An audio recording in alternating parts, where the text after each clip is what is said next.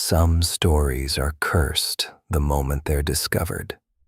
When struggling true crime author Ellison Oswalt moved his family into an old countryside house, he believed he had finally found the case that would make him famous again. He never told his wife the truth, that a family had been brutally murdered inside that very home only months earlier.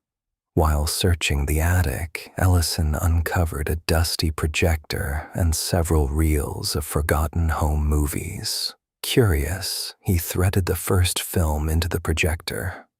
What he watched froze the blood in his veins. It looked like an ordinary family picnic until the smiling parents and children were suddenly slaughtered on camera. The next reel showed another family. Different house, different year, different victims. Each film documented a horrific massacre recorded as if someone had planned every horrifying second. But something else appeared in every recording. A tall figure with an unnaturally pale face. It never moved. It simply stood in the background, watching. The more Ellison examined the films, the stranger his home became.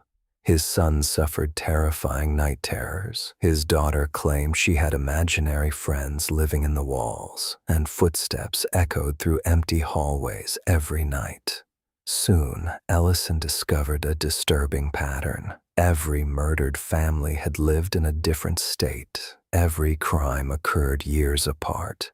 And after each massacre, one child disappeared without a trace. It wasn't a serial killer. It was something far older.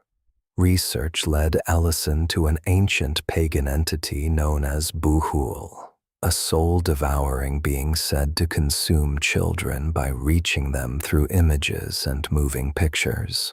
Once a child fell under its influence, that child would murder their own family before disappearing forever.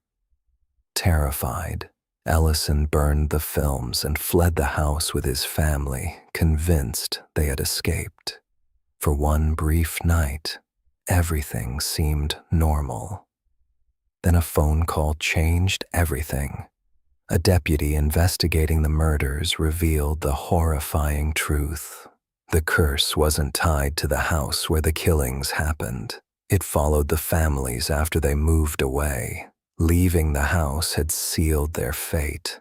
Panicked, Ellison searched through his new attic. The projector was waiting. So were the burned film reels, untouched, as if they had never been destroyed. Inside was one final reel. It showed what happened after every previous murder.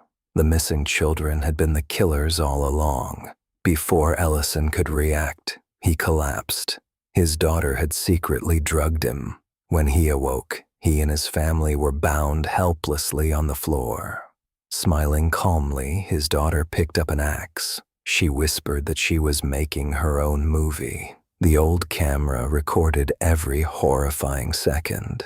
When it was over, the newest film joined the others inside the mysterious box. Another family erased, another child taken, and somewhere beyond the flickering projector light, Bugul welcomed his newest victim into the darkness. The films would wait patiently until another curious family discovered them. Because some movies are never meant to end.